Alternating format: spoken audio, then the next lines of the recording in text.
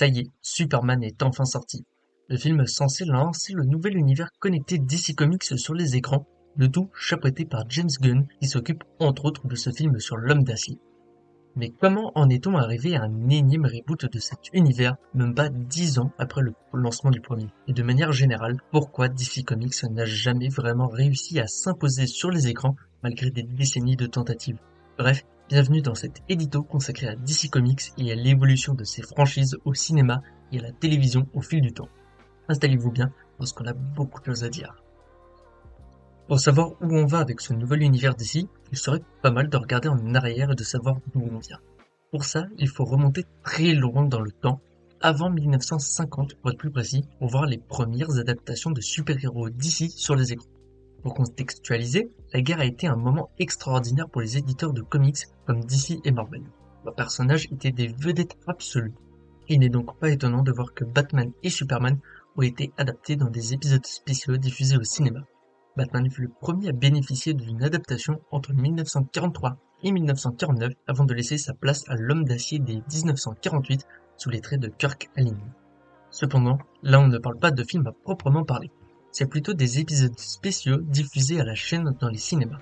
Si on veut trouver le premier long métrage dédié à un personnage de l'écurie DC au cinéma, il faut se rendre en 1966 pour découvrir le film Batman avec Adam West dans le rôle du justicier de Gotham. Cependant, on est encore loin de l'image d'un film Batman qu'on connaît tous. En fait, ce film est tiré de la série Batman des années 60. Et la particularité de cette série et de ce film du coup, c'est que ça tire beaucoup plus sur le comique que sur le sérieux. On est donc loin du Batman qu'on connaît aujourd'hui, même si son univers est à peu près respecté. Les méchants du héros comme le Joker, le Pingouin ou Catwoman sont présents, de même pour Robin et les gadgets du super-héros.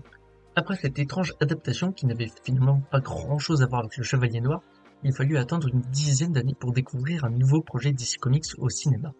Et là, on parle du film qui a lancé une première vague de production super-héroïque sur le petit et le grand écran, et ce de manière plus sérieuse. On parle du Superman de Richard Donner. Le film est sorti en 1978 et là, carton plein.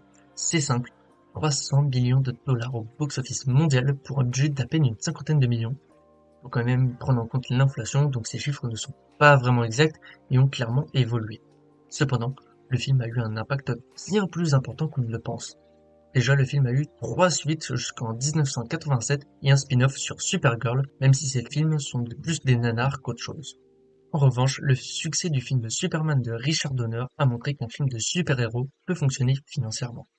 Sur la même période, sur le petit écran, on a eu une série Wonder Woman diffusée entre 1975 et 1979, même si beaucoup de gens l'ont oublié. C'est Linda Carter qui endossa le rôle de l'héroïne dans la première adaptation de l'une des figures de la distinguée concurrence. Bon, cependant, on ne parle pas spécialement d'une grande série. Batman, lui, n'aura pas de nouvelle série à proprement parler, tout au plus des spin-offs à l'univers du Chevalier Noir, entre autres Gotham sur le commissaire Gordon, ou Pennyworth sur Alfred. Par contre, Superman, c'est autre chose. 3 séries au total sur l'Homme d'Acier en 3 décennies. La première en 1993 avec Lois et Clark, les nouvelles aventures de Superman, jusqu'en 1997. La seconde entre 2001 et 2011 avec Smallville. Et enfin la dernière, Superman et Lois, 2020 à 2025. Quand Superman 4 sort au cinéma en 1987, aucune suite n'est prévue. Cependant, DC planche sur l'adaptation cinématographique d'un autre colosse de son écurie. 33 ans après le premier long métrage sur le Chevalier Noir, Tim Burton reprend la franchise et sort 2 classiques du genre, Batman et Batman le défi. Michael Keaton enfile le costume du héros face à Jack Nicholson en Joker, Danny DeVito en Pingouin ou Michelle Pfeiffer en Catwoman. Ces films sont vus comme des classiques du genre avec une patte très Burton comme on l'aime. En revanche, cette patte a vite disparu dans les 2 suites, à savoir Batman Forever et Batman et Robin. Dans le premier, c'est Val Kilmer qui remplace Michael Keaton, dans le second, George Clooney. Il faut quand même noter dans ces films un casting XXL avec entre autres Jim Carrey, Arnold Schwarzenegger ou Uma Thurman. Cependant, un bon casting ça fait pas tout, puisque ces 2 films sont des catastrophes cinématographiques, frôlant le ridicule. Visiblement, ça ne les a pas arrêtés puisqu'à peine quelques années après, un nouveau film Batman sortira, Batman Begins. Le film est réalisé par THE réalisateur Christopher Nolan. Cette fois-ci, c'est Christian Bale qui enfile le costume avec à ses côtés Gary Oldman, Morgan Freeman et Michael Caine. En antagoniste, on retrouve Liam Neeson et Cillian Murphy dans les rôles de Ra's al Ghul et l'épouvantail. On parle ici d'un classique du genre et du lancement de la meilleure trilogie de super-héros de l'histoire. Nolan s'est imprégné des meilleurs éléments de l'univers du Batman pour dérouler une histoire exceptionnelle. Si vous n'avez pas vu ce film, foncez le voir immédiatement. Surtout qu'il lance une trilogie légendaire. On peut en parler justement. The Dark Knight sort en 2008 et là, c'est l'explosion. C'est simple, c'est le meilleur film de super-héros de l'histoire sans aucun débat possible. Le regretté Heath Ledger incarne ici le Joker d'une manière surnaturelle. Rôle qui lui vaudra un Oscar, à titre posthume malheureusement, puisque c'est aussi ce rôle qui lui vaudra la vie. Bon, la conclusion de cette trilogie, The Dark Knight Rises, est elle aussi une classe au-dessus du reste des productions super-héroïques. Le film est lui aussi un classique absolu, du genre avec un Tom Hardy en Bane parfait. Après, il ne faut pas croire que les années 2000/début 2010 ont été une période parfaite pour DC. Certes, la trilogie Batman de Nolan relève largement le niveau, mais il ne faut pas oublier les bides qu'il y a eu. Déjà, il y a eu l'échec Catwoman en 2004 avec Halle Berry qui a réussi l'exploit d'être un énorme échec pour critiques et financiers dans une période extraordinaire pour les productions super-héroïques. Il y a aussi eu l'oublié Constantine en 2005 avec Keanu Reeves pour le rôle du sorcier, une suite est d'ailleurs prévue. En 2006, on a aussi eu le très surprenant Superman Returns. Le film se veut être une suite à Superman 2 qu'on a évoqué précédemment avec un changement d'acteur pour l'Homme d'Acier. Cependant, ce sera un échec financier malgré ses 390 millions de dollars au box-office monde, mais le bid ultime de DC, ce sera Green Lantern en 2011 avec Ryan Reynolds dans le rôle principal. Le film fut détruit par les critiques et complètement renié par l'acteur principal. Il est même finalement devenu une blague dans l'industrie. Cependant, la fin des années 2000 et début 2010 ont marqué un tournant majeur dans l'industrie du cinéma et dans le genre du super-héroïque, un élément majeur, le Marvel Cinematic Universe. Pour faire simple, c'est un univers connecté réunissant les divers héros de l'écurie Marvel à travers plusieurs films ayant des connexions entre eux. Ça a débuté en 2008 avec le premier film Iron Man et ça a immédiatement été un carton absolu. Le meilleur exemple de ce succès, c'est le film Avengers en 2012 qui est devenu l'un des plus gros succès de l'histoire du cinéma. Le film réussit l'exploit de réunir divers personnages issus de films différents après une construction presque parfaite. DC a vu cette opportunité et s'est bien engouffré dedans afin de reproduire le succès de Marvel. Après le succès de la trilogie Batman de Nolan et l'avènement de Marvel, DC a songé à développer son propre univers connecté. Cela, DC confie les clés de cet univers à David S. Goyer et Zack Snyder, qui s'étaient occupés du film 300 et du film Watchmen. Le réalisateur se charge alors de lancer ce nouvel univers avec un premier film, Man of Steel. À l'origine, Snyder voulait tourner ce nouvel univers DC autour de Superman avec 5 films. Un sur l'Homme d'Acier, un film Batman v Superman et une trilogie Justice League. Le tout accompagné d'autres projets sur divers héros comme Wonder Woman, Aquaman, Flash, etc. Un projet clair qui se veut différent du MCU, cependant ça ne veut pas se passer comme prévu. Man of Steel a été un beau succès, ce qui poussa DC à véritablement mettre en route son projet. En 2016 sort donc Batman v Superman. Le film se veut être une suite à Man of Steel, toujours réalisé par Zack Snyder. Cependant, ce n'est pas un Superman 2. En fait, le film est à la charge de lancer le nouveau Batman après celui de Christian Bale. C'est Ben Affleck qui est chargé de reprendre le rôle dans une version plus sombre proche de l'ambiance du film. Malheureusement, ça ne va pas se passer comme prévu puisque le film a eu des retours très mitigés, surtout dans sa version ciné. Ça a même poussé DC à réétudier ses projets. Déjà, DC s'est réorganisé en studio à part avec la création de DC Films, une division de Warner chargée de gérer ce nouvel univers. Geoff Johns est mis à la tête de cette division, lui qui avait déjà chapeauté l'univers DC en comics avec les New 52. Cependant, cette réorganisation va avoir des conséquences importantes. Déjà, le ton des films va changer drastiquement à la suite de cet échec. Le Suicide Squad a tourné de nouvelles scènes afin de transformer le film en Gardien de la Galaxie bis au lieu d'un film sérieux. En revanche, ça a été un sacré échec, au point de faire annuler les spin-offs prévus sur Deadshot et le Joker. Seul celui sur Harley Quinn avec Margot Robbie dans le rôle principal a pu sortir début 2020, même si ce fut également un immense échec. Le film Justice League, lui, fut aussi soumis à de nombreux changements. Déjà, la troisième partie initialement prévue est supprimée, ne laissant que 2 parties. La seconde fut repoussée indéfiniment, le temps de voir le succès du premier opus. Ce dernier eut lui-même de gros problèmes de production. Zack Snyder, qui chapeautait cet univers, dut quitter la production suite au suicide de sa fille. Joss Whedon reprit le contrôle de la production en plein milieu du tournage. Le réalisateur des 2 premiers films Avengers dut changer drastiquement le ton du film afin de le rendre plus familial à la demande des producteurs. Cependant, ces changements ont rendu le film bipolaire, entre guillemets, avec deux visions en un film. Les retours critiques n'ont clairement pas aidé, descendant le film qui fut également un échec financier à cause de son budget colossal de 300 millions de dollars. Cet échec a alors complètement détruit la stratégie de DC. Leur univers connecté s'est presque totalement écroulé malgré les succès du premier Wonder Woman et de Aquaman. Le succès de ces derniers ont alors fait germer une nouvelle stratégie chez DC, faire des films plus autonomes. L'univers connecté fut mis de côté pendant un temps afin de se focaliser sur des films plus indépendants. Ainsi, des suites à Wonder Woman et Aquaman ont été mises en chantier. Shazam, lui, fut divisé en deux parties, l'une centrée sur le héros, l'autre sur son antagoniste principal, Black Adam. Preuve que le DCEU est en partie déjà mort et enterré. Il y a bien des films qui ont continué de sortir, comme Bird of Prey, dont on a bien parlé, Wonder Woman 1984, ou encore The Suicide Squad. Mais aucun d'entre eux ne sera un succès, bien que le dernier a été un tournant dans l'histoire de DC sur les écrans. On y revient un peu plus tard. Le pendant et l'après-Covid aura donc marqué la fin du DCEU. Déjà, preuve de l'échec, la Snyder Cut de Justice League vit le jour en 2021, après des années de combat. Preuve donc que DC a totalement abandonné son univers. Pourtant, Dwayne Johnson a bien tenté de son côté de relancer cet univers. L'acteur mondialement connu a tenté de prendre le contrôle entre guillemets de l'univers ciné DC à travers Black Adam. Il a même ramené Henry Cavill en scène post-crédit. Malheureusement, ça n'a rien donné suite à l'échec financier du film. 2022 a aussi été marqué par la sortie de The Batman. C'est celui dont concernant le Batman de Ben Affleck. En fait, ce dernier a été annulé après l'échec de Justice League.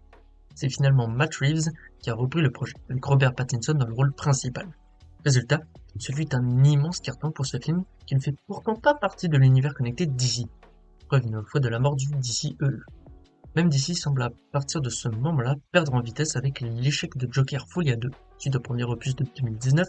Cependant, là où le premier film et le deuxième film héritaient de le plus rentable de tous les temps avec plus d'1 milliard de dollars au box-office monde, le second est l'une des plus grandes catastrophes cinématographiques en ce qui concerne les films de super-héros. Cet univers DC se conclut finalement en 2023, 3 films cette année-là. Shazam la rage des dieux, Aquaman le monde perdu et The Flash. Les deux premiers furent d'immenses échecs, là où les premiers opus étaient de bons succès, notamment Aquaman premier du nom. Le plus important pourtant dans la liste, c'est The Flash. DC misait énormément pour ce film qui marquait le retour de Michael Keaton en tant que Chevalier Noir. Cependant, on parle ici de l'une des plus grandes catastrophes de l'histoire du cinéma, les films de super-héros. Le film est d'abord un échec critique, mais aussi financier. Au niveau des effets spéciaux, c'est une bonne blague. Le film a aussi été au cœur de plusieurs polémiques. D'abord autour de l'acteur principal, Ezra Miller, qui a eu, disons, plusieurs problèmes. Ensuite, la très mauvaise idée de la part du studio de ramener d'anciens acteurs pourtant décédés via des effets visuels horribles et sans l'accord des familles. Bref, rien à retenir de bon de ce désastre qui était pourtant censé reboot l'univers d'ici afin de préparer l'arrivée de celui de James Gunn. En novembre 2022, une bombe sort. James Gunn et Peter Safran sont mis à la tête d'une nouvelle branche de Warner, DC Studios, afin de relancer la distinguée concurrence au cinéma. L'objectif est ici de produire un tout nouvel univers connecté autour des personnages DC Comics. James Gunn ont alors la mission de relancer cet univers. Début 2023, les deux hommes présentèrent la première phase de cette histoire intitulée God and Monster. Le premier projet sera Creature Commando, une série d'animation dans le style un peu Suicide Squad. Mais en réalité, le premier vrai projet est Superman, réalisé par James Gunn. C'est le premier film de cet univers censé lancer le reste. David Corenswet incarne ici l'homme d'acier dans une version qui semble plus comics accurate. Le film présente également quelques personnages annexes comme Guy Gardner, Hawkgirl ou Supergirl qui aura son propre film en 2026. En parlant justement de projets à venir, James Gunn et Peter Safran ont donc balancé tout un tas de projets déjà. Supergirl en 2026. On aura aussi un film The Authority sur l'équipe de héros, même si cette dernière est assez peu connue. Et côté cinéma, on a aussi eu l'annonce d'un film Batman appelé Brave and the Bold, mais aussi l'annonce d'un film Swamp Thing réalisé par James Mangold. Les deux producteurs ont annoncé quelques séries à venir, notamment une série Waller, une série Booster Gold, mais également une série Lanterns sur l'univers des Green Lanterns. En revanche, plusieurs voix se sont élevées contre ce projet et ont critiqué cette façon de faire de DC. L'intérêt de certains projets a été remis en question. Ce sont les grosses têtes d'affiche comme Batman, Wonder Woman, Flash, Aquaman, etc. Avoir déjà ce Superman et Supergirl l'année prochaine, surtout que si ce premier film est un échec, ça risque d'être assez compliqué à l'avenir. Mais sinon, peut-être que suivre la même stratégie qu'un autre univers connecté DC Comics qui a eu un bon succès pourrait être la bonne idée. Pourquoi pas suivre le modèle de l'Arrowverse de la CW. L'Arrowverse est un univers connecté diffusé à la télévision par la CW, une chaîne américaine. C'est un univers qui réunit divers personnages DC Comics dans plusieurs séries différentes. L'Arrowverse a existé entre 2012 et 2023 dans son canon principal. Tout cela découle d'une idée de la part de Greg Berlanti, Mark Guggenheim, Andrew Kreisberg, Phil Klemmer et Geoff Jones. Le but était de créer un univers connecté comme dans les comics et en même temps que les films DC au cinéma. Cependant, c'est bien l'Arrowverse qui fonctionna le mieux et qui se rapproche le plus de l'idée d'univers connecté comme dans les comics. La première série fut Arrow, lancée en 2012 avec Stephen Amell dans le rôle principal. C'est la série qui donna son nom à l'Arrowverse et qui était au début le centre de l'intrigue globale. Arrow fut diffusé entre 2012 et 2019. Ce fut un carton, bien que des critiques se soient développées au fil des saisons. Mais alors comment fonctionne cet univers? Pour un spectateur lambda, c'est assez difficile à comprendre, mais pour un fan de comics, c'est relativement simple. Ça fonctionne comme les comics, avec des épisodes crossover entre les séries. Les arcs crossover étaient diffusés entre les différentes séries, avec à chaque fois un épisode dédié à cette histoire dans les saisons de chaque série impliquée. Et ces crossovers étaient très réguliers avec un impact majeur dans chaque série, avec même parfois des personnages tués. Ce qui était bien, c'était la construction de cet univers petit à petit.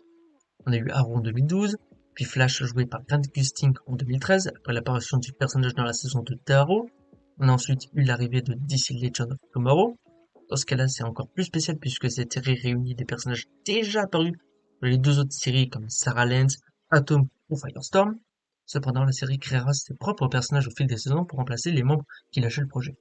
Ensuite, on a eu Supergirl, même si la série n'a été intégrée dans la L'Arrowverse qu'en 2016, puis Constantine incarné par Matt Ryan en 2017, Black Lightning en 2018, Batwoman en 2019, et enfin Superman et Lois en 2020.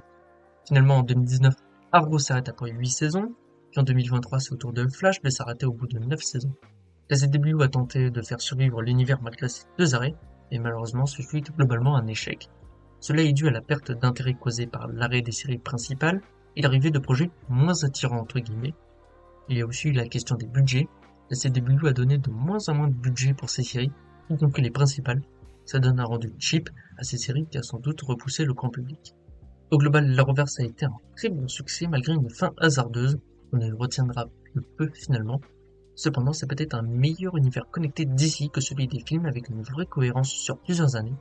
Peut-être donc que le nouvel univers cinématographique d'ici de James Gunn devrait s'inspirer de l'Arrowverse et son fonctionnement. On a parlé du DCEU et de l'Arrowverse comme les premiers univers connectés DC Comics, mais en réalité le premier date des années 90. Il s'agit du DC Animated Universe, aussi appelé Teamverse. Comme son nom l'indique, il s'agit d'un univers connecté en animation composé de plusieurs séries d'animation chapeautées par Bruce Timm. Le tout a commencé en 1992 avec la légendaire série Batman qui a bercé l'enfance d'un grand nombre d'enfants. Le projet a été tellement marquant que plusieurs personnages apparus dedans ont été canonisés dans l'univers DC des comics et ils sont même apparus dans les films plus tard. L'exemple le plus connu étant Harley Quinn qui est aujourd'hui l'un des personnages féminins les plus connus de la pop culture, rien que ça. On parle d'univers connecté pour ce Teamverse car le producteur est à l'origine de plusieurs séries liées entre elles, même si à l'époque le concept de crossover n'existait pas vraiment pour les séries. Parmi ces séries, on ajoute donc Batman, et on a aussi eu une série Superman, une série Justice League. L'univers s'est même développé à travers quelques films, notamment un très connu, Batman le masque du fantôme. Cet univers s'est terminé quand même assez récemment avec un long métrage en 2018 appelé Justice League contre les Fatal Five, pour la différence complète. En fait, depuis un nouvel univers s'est lancé, le DC AMU, aussi appelé DC Animated Movie Universe, qui a débuté en 2013 pour se conclure en 2021. Cet univers est assez particulier puisqu'aucun des 20 de ces films n'est sorti au cinéma. Tous sont sortis en direct ou DVD, même pas en streaming. Cela s'explique par la maturité de ces films, même si le terme maturité n'est pas forcément le plus adapté. Ces films visaient un public surtout adolescent avec de la violence et du sexe gratuit. On n'est pas non plus sur une grande qualité, mis à part au niveau du casting vocal avec pas mal de grands noms. On était quand même sur un projet censé être ambitieux, mais qui n'a jamais réellement rencontré un bon succès. Bref, c'était tout pour le tour d'horizon de DC Comics sur le petit et le grand écran. Rendez-vous donc dans quelques années pour voir si le DC Universe de James Gunn et Peter Safran va rencontrer le succès. Et rendez-vous dès maintenant pour découvrir Superman dans les salles en espérant un très bon film. Merci d'avoir suivi cet édito. Je vous dis à une prochaine pour d'autres vidéos. Portez-vous bien et à bientôt.